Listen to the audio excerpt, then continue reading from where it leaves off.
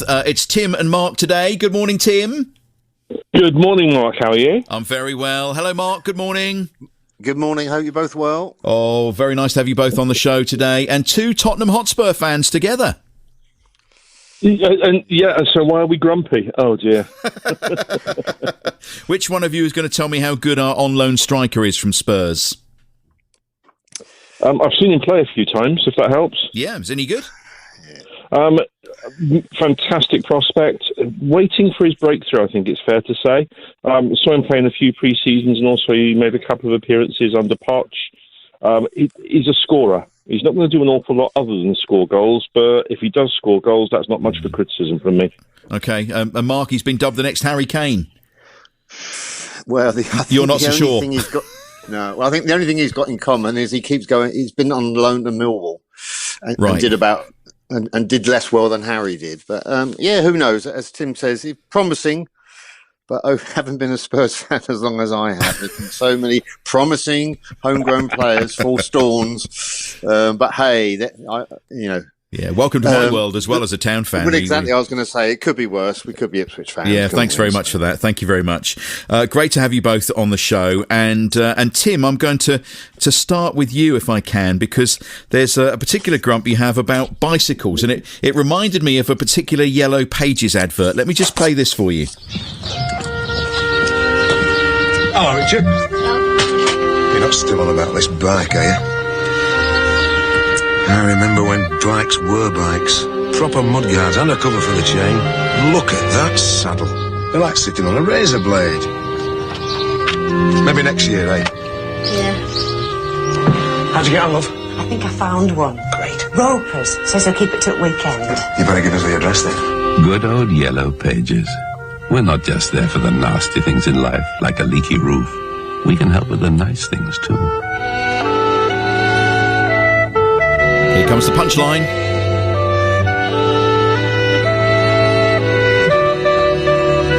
I was right about that saddle, though. I was right about that saddle, though. They don't make them like they used to, Tim. Oh, thank you for playing that. That's exactly what I had in mind when I thought about this the other day. So many people getting up and onto their bikes with huge amounts of enthusiasm, only for, 10, 15 minutes later to think, was this a good idea? And this happened to me, actually, the day before yesterday. I love the exercise bike. Had a lot of fun with it last year. I hadn't used it for a month or two because I've been doing other exercisey stuff. Anyone who knows me will probably have fallen off their chair and dropped their coffee by now, but nonetheless. And so I jumped back onto the bike with enthusiasm, and I thought I'll do a half hour, and just kind of ease myself in gently. After less than 10 minutes, I'm thinking, this isn't terribly comfortable. And about 2 minutes later, I'm standing up on the pedals thinking, I'm not sure how much longer I can take this. Why can't they make these things so they're actually somewhere near comfortable? An entire population want to get out there and get fit and get active, and it kind of stopping us from doing it, isn't it? Well, I quite agree with you, because I do have a tender behind when it comes to cycling and need an awful lot of padding.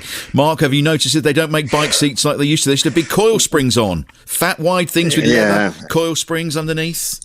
Absolutely. I was one of those lockdown one guys that purchased a new bike. My wife's got an old-fashioned sort of basket on the front bike, and certainly her seat is considerably more comfortable. But I have the solution. Father Christmas brought me gel-padded shorts.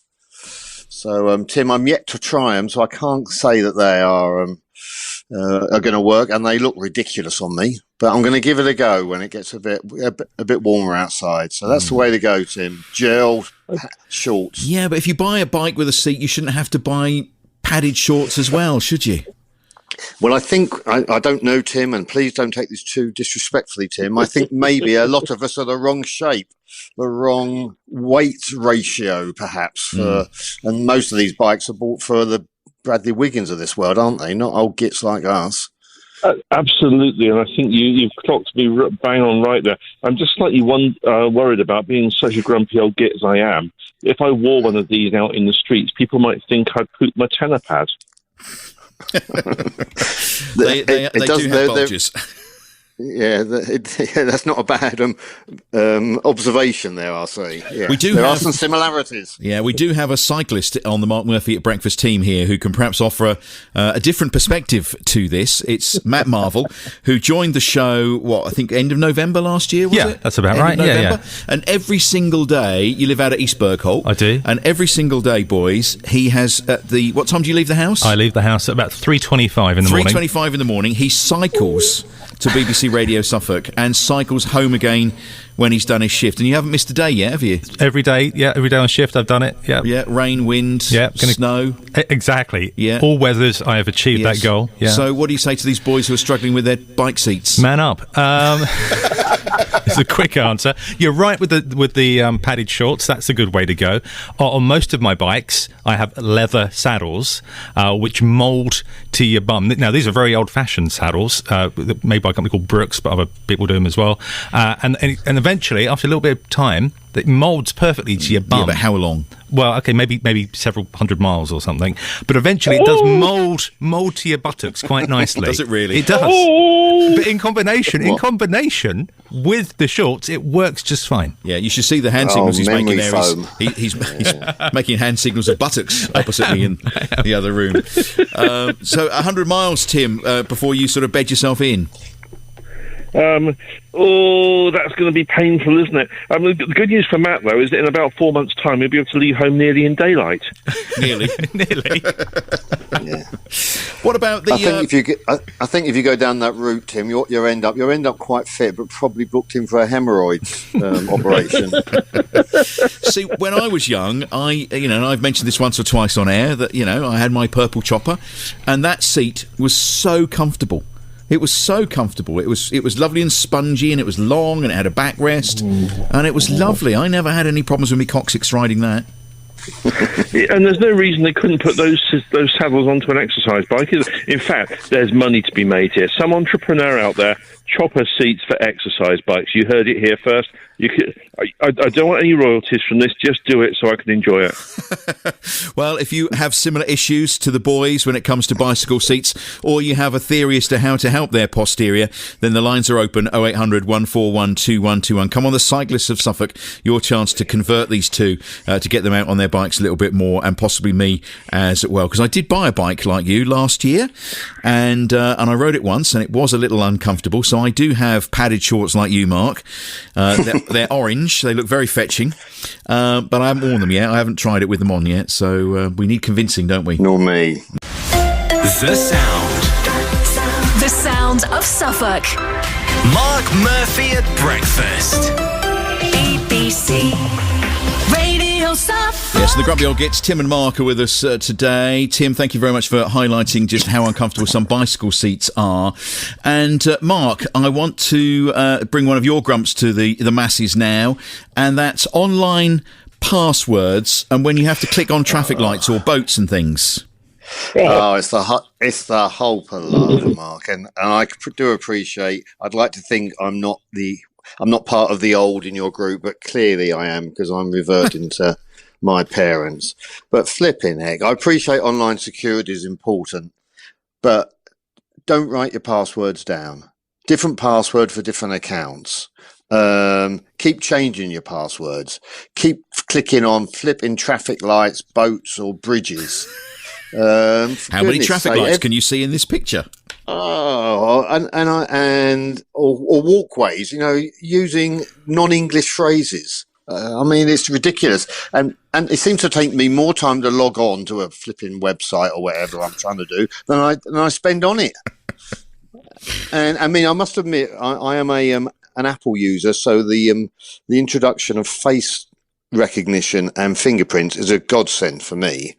But I cannot be the only one that gets driven crazy by all of this. I mean, if I wrote them all down, I'd have like the Encyclopedia Britannica being dragged behind me. Yeah, we often have in our household a debate about which password have we used for this, and it takes ages to remember the particular one that you've used. Do you find that as well, Tim? Do you find this frustrating? Oh, yeah, and these pictures you have to click on. I'm always thinking, is that a traffic... Do you count the stem of the traffic light just a little bit with the light on? Oh, is there a little bit of black in that square there? And, of course, you have 3 or 4 goes, and then it seems to get very grumpy with you. And, horrible. Remembering passwords? I'm not the world's worst, but I reckon probably one time in 3 I need to go through a password reset through my email, which, of course, slows everything down. Well, I've tried to reset my Ipswich Town website password so I can watch iFollow, and I can't manage to do that at the moment. It may be a blessing in disguise, that one. Every cloud. I know, yeah. So I haven't got to put myself through the trauma of watching the Town play at the moment. I mean, it's there for our security, Mark. That's the thing, you know. There's so many people trying to rob us these days. And I do appreciate that. And as I say, innovation of face recognition and fingerprints has been excellent, and a lot of the apps I use do recognise that. So that is, but for those in the society that perhaps are unbelievably even a little older than me, I mean, I just think this must be so difficult, and there must be a better way to do this, surely. Well, if we can come up with one, we'd probably be as rich as Bill Gates or Jeff Bezos.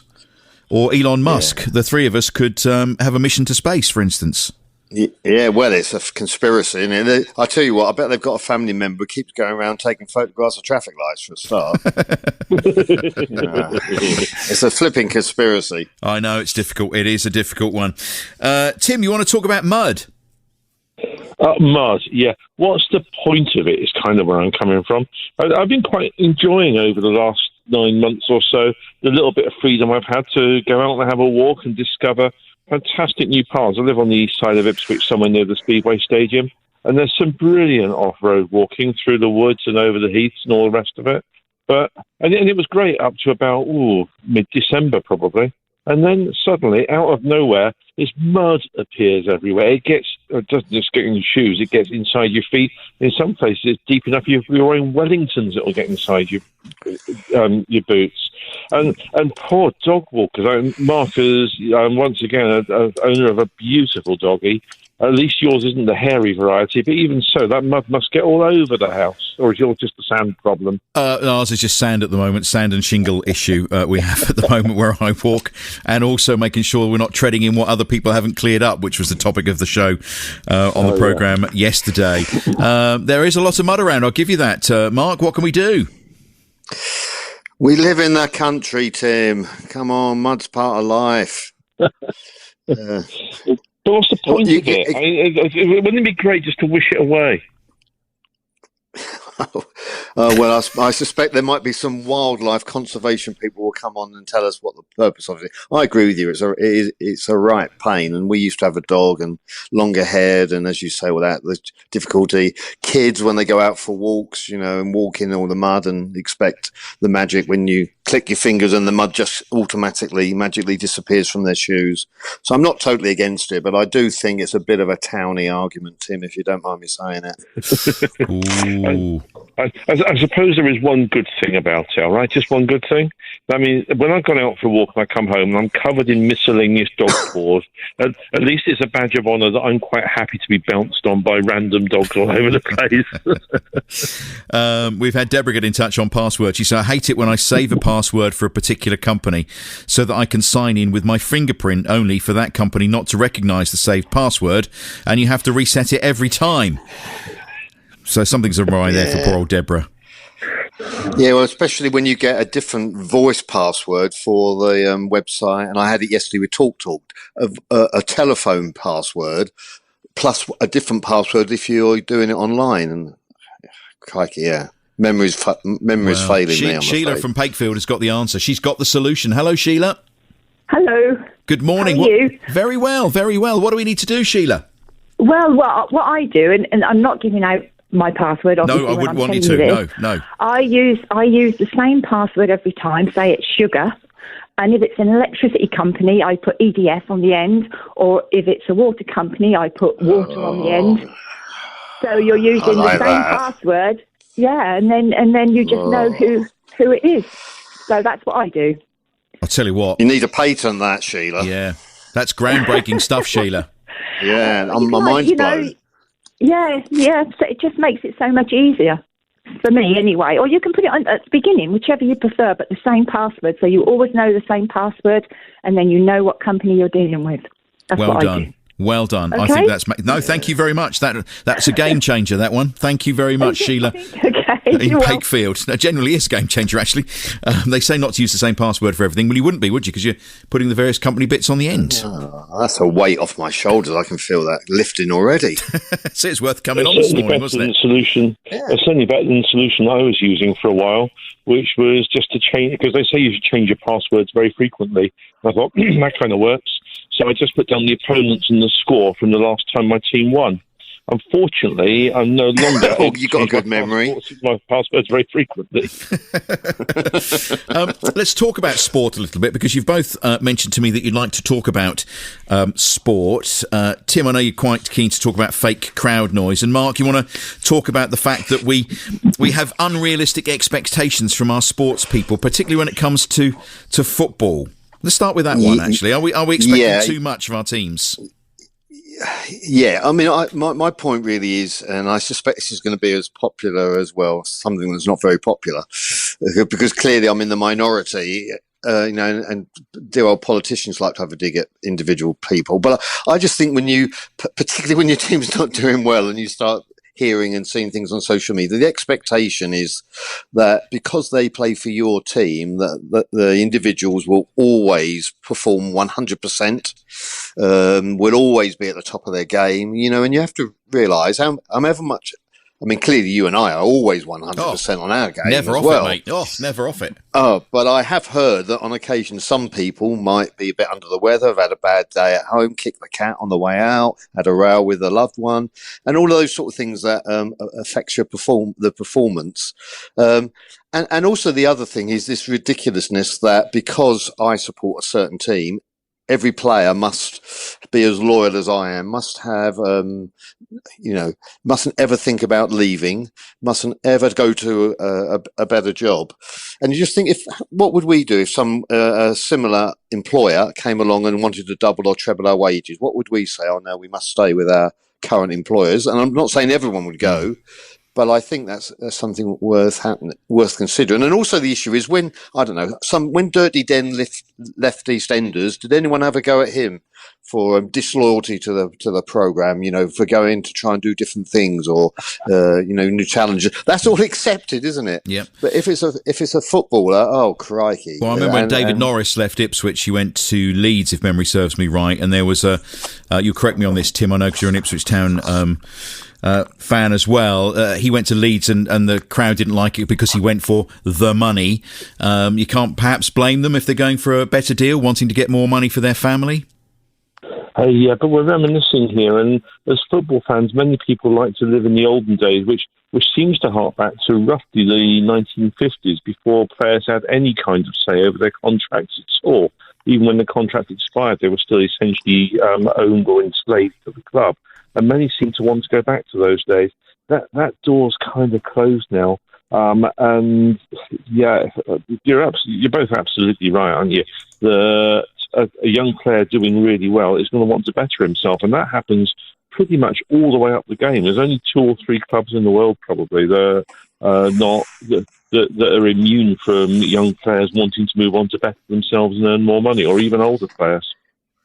Do you think, Mark, that there's too much... social media obviously has a part to play in the lives that we lead today. Do you think, there's so much negativity and so much vitriol aimed at some players, and we've seen the racist abuse of some very high-profile footballers over the last couple of weeks, that people feel that they can just do and say whatever they want without any repercussions? Yeah, I think that's definitely a part of it. Football at the moment is continuing. You can argue whether it should, elite football, but it is therefore something to follow and watch. I mean, I'm no management expert, but I can't remember the last time I was verbally abused. I then went out and performed better doing my role. I mean, it's hardly conducive to improving performance. And going back to the other hypocrisy, as Tim sort of said, when people move on, we're really anti it, but we've got no qualms, as I'm sure all the Ipswich fans, certainly Spurs fans, were the same during the transfer window. We've no qualms of going nicking someone else's player and getting them to move to us. It's the classic double standards. We don't mind doing it to others, but we don't like it being done to us. And of course, as soon as a club doesn't want someone, we all expect the players to be farmed off somewhere else. So it's just completely irrational, really. I wouldn't want to be a football manager, particularly Paul Lambert at the moment. And we understand the situation that Ipswich Town are in. It's not great, but the level of abuse at the moment that's levelled at that man is just unacceptable. Absolutely unacceptable. And you can't blame any of those individuals if they're going to sort of close the doors, aren't they? They're going to just get on themselves, not communicate, because what's the point? It doesn't. None of those circumstances lead to improvement likely to happen, do they? Do you think it gets too personal, Tim? You're both absolutely right again on this, but since this is supposed to be a light-hearted chat, sorry, you might want to have a little giggle. Yesterday there was a huge amount of discussion on actually a pretty well-informed Tottenham message board about how it was about time for Tottenham to go and poach Southampton's manager again, because it worked out rather well last time when Pochettino was hired. And obviously it's similar. Managers want to up their game and move on, all the rest of it. I suspect there'll be rather less of that kind of chat today. And Mark, for a shameless shoehorn here, I wonder how many other Town fans were watching that game last night, just willing Man U to get the 10th goal. Don't tell me about it. And growling very loudly when only 3 minutes of Fergie time was added on. That was nowhere near enough. Yeah, why couldn't they have wanted 10? I don't know. Anyway, look, let's move off from that to. Well, let me give you some sound effects today, and you can talk about this now.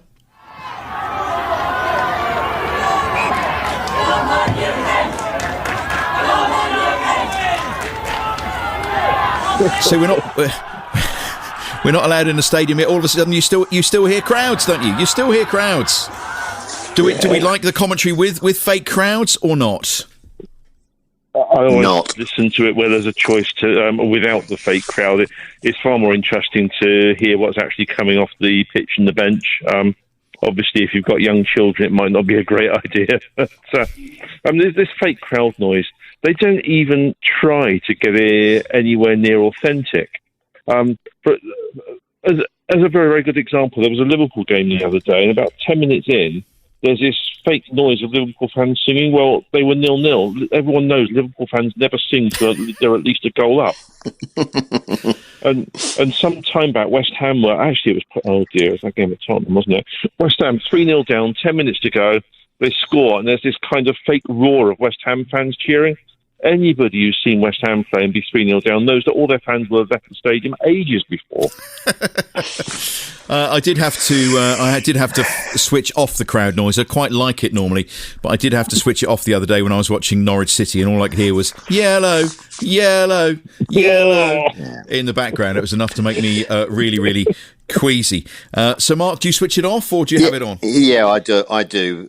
But I think it's predominantly there to avoid hearing the foul language and what's being said. So I appreciate the broadcasters are left with a choice. The other thing is, isn't it, when they apologise for any bad language you may have heard, you thought, well, that wasn't predictable, was it?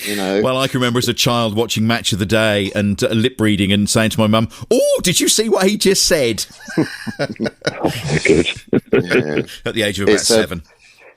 Yeah, I mean, it's all so unnatural, isn't it? But yeah, maybe at the moment for a lot of us, it's better we're not allowed in to watch. Quite possibly. We've got another message here for you when it comes to passwords and stuff. This is from Sean, who's listening in Otley and Leeds at the moment. Apple Pay is great and password protected. However, face recognition on the iPhone is hampered with masks at the checkout. Definitely true. And in fact, I was thinking maybe I'm going to retake my photo and have it with my mask on. With your mask on. Yeah. Quite and possibly. then change it later. Yeah. We just had a message in from Sue. This is really important because we were talking about this earlier on this morning. I'd like to make everyone aware of yet another scam yesterday. My elderly aunt received 2 calls for money, one from Amazon and one claiming to be Sky, who wanted her to give her card details to pay a bill for an engineer insurance. She tried reporting this to the police but was left on hold for an hour, then hung up, says Sue. Well, I know 101 is an issue for Suffolk Police. But yeah, she did the right thing. If people are ringing you up like that out of the blue, just put the phone down, and if it's that important, if it's real, they will come back to you. And the joy of local radio, Mark, is that people know you who listen, and you talked about being on top of the game earlier on. This from Trevor Mason emails in from Felixstowe. I remember Mark Cordell playing football. I don't recall him ever being at the top of his game, he says. Oh, well, let me bore you and Trevor, because he knows what I'm going to say. When I was in the police cadets, we had this inspirational manager as our football manager, 1T Mason. And in a cup match, we went to the Metropolitan Police Cadets and got absolutely stamped. In fact, very similar to last night's result, but it was 9-1. And the best goal of the game was scored by the Suffolk Police Cadet, the lightning Harry Kane-like striker. Can you guess who that was? Wasn't you, was it? It was me. Yeah, I was at my peak. I was at my peak at 16. So I always never look at that as a 9-1 thrashing, but I look at it as inspirational management from Mason. Excellent. And my razor-like responses and reactions. Yeah, well, he clearly remembers your performance. Now, look, Mark, you want to talk about face mask litter as well? I mean, I know I'm. Obviously speaking to a fellow you are anti-litter guy, this is hardly original, but like Tim, been out for lots of walks, and today I've walked in. To be fair, I've only seen one face mask, but I just think if everyone knows why we're wearing face masks, it just seems incongruous that the people who would wear them, realising why they're wearing them and the dangers, would then just discard them on the public realm. But I suppose we shouldn't be surprised, because if that's your mindset, what's the difference between a mask or a Coke bottle or crisp or anything? And I was out walking with Mrs. C yesterday, and she said to me, look at all that rubbish. Who do they think is going to pick it up? And I said, well, they don't care. That's not in their thought process. They wouldn't throw it down if that was an issue for them. So it's just very, very frustrating. It is, and I drive to and from Felixstowe in the dark on the way in. At lunchtime, I should be driving home in the daylight, and the amount of rubbish that's on our roadsides again at the moment, and it's the time of the year now when all the vegetation is down at its lowest, and you see it all, and it is absolutely horrendous, the amount of stuff that's around. But Tim, what do you think when you see these face masks discarded down? Honestly, I find it a little bit difficult to be light-hearted about this. I feel absolutely disgusted, because there is absolutely no reason whatsoever to chuck a face mask on the ground. It's the easiest thing to stick into a pocket, a wallet, a handbag. Stick it inside your trousers, for goodness sake. But there is no reason to chuck it on the ground. Put it in your trouser bottom when you sit on your bike. You could extra padding, but I mean, it just sums up the issue that we have, really, when you see that. What I'm trying to say is, look, if you go for a walk, a pick stick costs £5. Take a pick stick with you, take a bag. It's good to get out in the countryside and get some fresh air. It's good exercise, and just think how good you would feel if, I know we shouldn't have to do it, but just think how good you would feel if you went out with your pick stick and you did a bit of clearing up along the way as well. I mean, that would be good for our mental health and well-being, wouldn't it? Yeah, absolutely. And we can all remember that, this is not a modern issue. In the 70s, the Keep Britain Tidy campaigns and those adverts, unfortunately, it's become the norm in society. That's what's frustrating.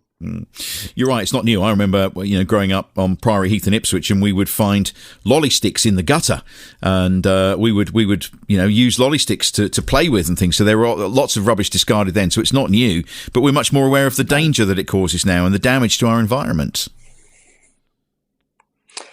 Yeah. I mean, a bit like Tim. It's not remotely humorous. It's been here for ages. Who on earth? What is your mindset if that's what you're going to go for a nice walk in the somewhere, and then you're going to actually make it look worse by throwing stuff away because you can't be bothered to find a bin or take it home. It's a societal problem. There are actually many parts of Ipswich where there is no or virtually no litter at all. There are other parts where it's absolutely horrible. It's down to people. It's down to education. It's down to people's respect or lack of respect for the society in which they live. Okay, and on that very profound note, we will draw a close to this week's grumpy old Gits. Drumpy? I've just invented a new word. Grumpy old Gits. Thank you both very much.